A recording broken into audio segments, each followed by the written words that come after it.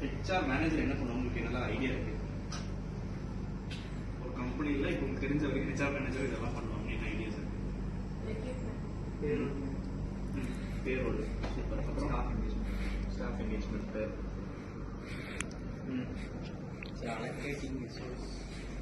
அது recruitment selection. வேற இந்த ஹெச்ஆர்ல வந்து ஹைரார்க்கின்னு இருக்கிறா, சரியா? எப்படின்னா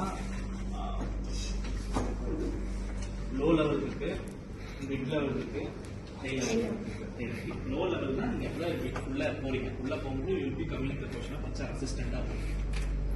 ஒரு ஆர்கனைசேஷன்ல ஜாயின் பண்ணி யூஜி முடிச்சுட்டு வரலாம், பிஜி முடிச்சுட்டு வரலாம், ஹெச்ஆர் அசிஸ்டண்டா ஜாயின் பண்ணி. அப்புறம் ஹெச்ஆர் இன்டர்ன், ஹெச்ஆர் அசிஸ்டன்ட், அப்புறம் junior HR executive, HR executive, அதெல்லாம் லோயர். அதுக்கு அடுத்து வந்து மிட் லெவல் இருக்காங்க சீனியர் எக்ஸிக்யூட்டிவ், அப்புறம் HR generalist, HR specialist.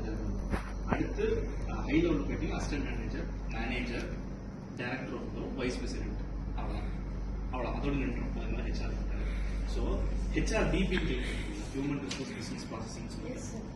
HR DP நிறைய பேர் ப்ரொஃபைல் ஹெச்ஆர் டிபின்னு சொல்லுவாங்க. ஸோ இந்த HR DP human resource business processing வெறும் சில பேர் வந்து வெறும் ரெக்ரூட்மெண்ட் மட்டும் பார்ப்பாங்க, சில பேர் வந்து பர்ஃபார்மன்ஸ் மேனேஜ்மெண்ட் மட்டுமே தனியாக. டெலைட்ல பார்த்தீங்கன்னா பர்ஃபார்மன்ஸ் மேனேஜ்மெண்ட் பண்ணுறதுக்கு மட்டுமே தனியாக இருக்கும்.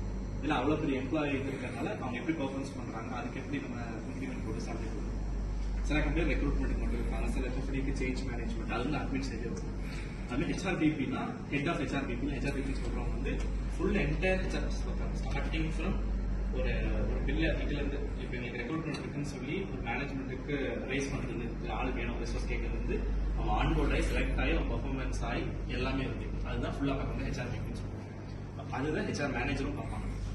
HR manager not only recruitment பார்க்க மாட்டாங்க, ஹி வில் பி வெரி எப்படி சொல்றதுன்னா லேபர் லா பத்தி நான் லேபர்ல பாத்தீங்கன்னா அது பார்த்துக்கலாம். அதே மாதிரி லேபரோட சில விஷயம் இருக்கு, ஒவ்வொரு கேண்டிடேட்டுக்கும் அந்த மாதிரி ஒவ்வொரு சிட்டிக்கும் இருக்கு.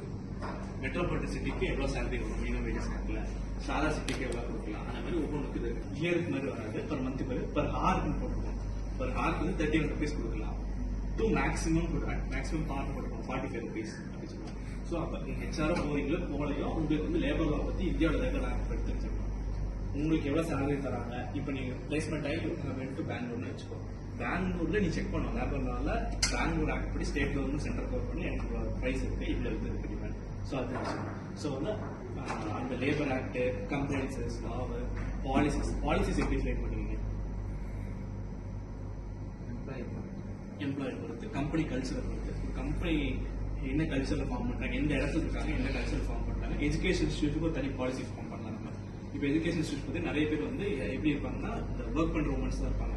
ஸோ அவங்களுக்கு நீ எப்படி கொடுக்கலாம்னா என்ன மாதிரி பாலிசி கிரியேட் பண்ணலாம்னா அவங்களுக்கு பர் மந்த்துக்கு வந்து 10 CA கொடுக்கலாம், பெர்மிஷன்ஸ் கொடுக்கலாம். சிஏல பெர்மிஷன்ஸ் எழுதி டிரைவ் பண்ணி உங்கள் ஸ்டேக் ஹோல்டர்ஸ் அவங்களுக்கு டிஸ்கஸ் பண்ணணும். அதுக்கு ஒரு மேனேஜ்மெண்ட் சப்மிட் பண்ணணும். அது அப்புறம் வச்சு நீங்கள் பாலிசி ரிலீஸ் பண்ணணும். அந்த பாலிசி யார் வேணா அப்ளை பண்ணி அந்த பாலிசிஸை ஹெச்ஆர் தான் ட்ராக் பண்ணிட்டு இருக்கணும். 10 தான் கொடுத்துட்டு அந்த 10 கரெக்டாக அவங்க யூட்டிலைஸ் பண்ணிட்டாங்களா, சரி அந்த 10 அவங்க யூட்டிலைஸ் பண்ணலை, அப்போ அடுத்த மாதத்துக்கு எப்படி ஆட் ஆன் பண்ணி கொடுக்கணும். உங்களுக்கு 12 CL இருக்கு, ஒரு மாதத்துக்கு ஒரு CL எடுக்கலாம், 12 மாதத்துக்கு 12 லீவ் எடுக்கலாம். நீ 12 லீவ் எடுக்கவே இல்லை, அப்போ நம்ம ஹெச்ஆர் நம்ம தான் பாலிசி டிரைவ் பண்ணி வச்சுக்கணும். அவன் 12 லீவ் எடுக்கலன்னா அடுத்த வருஷத்துல இருந்து அவனுக்கு ஆட் ஆன் கொடுக்கலாமா, ஒரு மாதத்துக்கு 2 லீவ் எக்ஸ்ட்ரா 3 days எடுக்கலாம், 3 days ஆகும். ஸோ பேரோடு அதே தான் நம்ம சேலரி போடுறது, பேரோட பேசிக் பேரோடு மாற்றுவாங்க.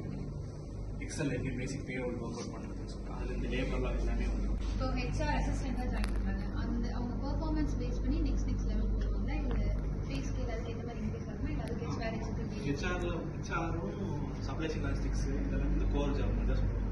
இப்போ ஸ்டார்டிங் வந்து ஹெச்ஆர் பேசிக் சேலரி இப்போ நீ கங்கா ஹாஸ்பிட்டலில் போய் இப்போ நீ MBA ஜாயின் பண்ணிங்கன்னா ஸ்டார்டிங் வந்து 14,000 வரும். நீ எவ்வளோ இன்க்ரீஸ் பண்ணிக்கலாம் தரவே மாட்டான். 14,000 சேலரி இருக்கும். என்ன பண்ணுவீங்கன்னா ஸ்டார்டிங் ஹெச்ஆர் அசிஸ்டண்டாக ஜாயின் பண்ணுவேன். ஹெச்ஆர் இன்டர்ன், ஹெச்ஆர் அசிஸ்டன்ட் ரெண்டுமே ஒன்று தான். ஒன்றுமே பண்ண மாட்டேன். நீ ப்ரொஃபைல் கோஆர்டினேட் பண்ணுவேன். தினேஷ் நீலாம் நீ பண்ணிப்பீங்களா நிறைய பேர் ஜஸ்ட் என்ன ப்ராசஸ் தெரிய வைப்பாங்க. இந்த ஃபார்ம் பண்ணிட்டோமா, இது எங்கிட்ட கோஆர்டினேட் பண்ணி டிக்கெட் கொடுத்துரு, இது எங்கிட்ட வந்து நீ எதுக்கு பண்ணுறோம்னா டு அண்டர்ஸ்டாண்ட் த ப்ராசஸ். அது மட்டும் இல்லாமல் உன்னோட ஹெட்ஸ் யார் யார் என்னென்ன மென்டாலிட்டி இருக்காங்க உங்களுக்கு புரியுது. அது ஒரு சைக்காலஜிக்கல் இது. இவங்க இப்படி தான் அப்ரோச் பண்ணுவோம், இவங்க இப்படி தான் பேசுவேன். அப்புறம் அவங்களே நிறைய தப்பு பண்ணுவாங்க, அது நம்ம கற்றுக்கலாம். ஓகே இப்படி நான் பேசக்கூடாது, இப்படி நான் பண்ணக்கூடாது, இவங்க இப்படி பண்ணாங்க, அப்படி நான் அந்த நெக்ஸ்ட் கொஸ்டின் வரும்போது இப்படி பண்ணக்கூடாது. அப்போ இது மூலியமாக எனக்கு ஏதாவது கன்வர்ஷன் கிடைக்கும். எல்லாமே ஒரு ப்ராக்டிசிங் பீரியடாக வச்சுக்கணும். ஒன்ஸ் நீ அந்த ஸ்டேஜோட கனெக்ட் அடுத்து உங்களுக்கு வந்து ஹெச்ஆர் ஜூனியர் எக்ஸிக்யூட்டிவ் கொடுப்பாங்க. அதுக்கான டைம்லைன் இருக்குங்களா இந்த டைம்லைனும் இருக்கு. நான் ஜாயின் பண்ணும்போது ஜூனியர் எக்ஸிக்யூட்டிவ் ஸ்பெஷலிஸ்டாக எனக்கு 2 இயர்ஸ் கிடைச்சு.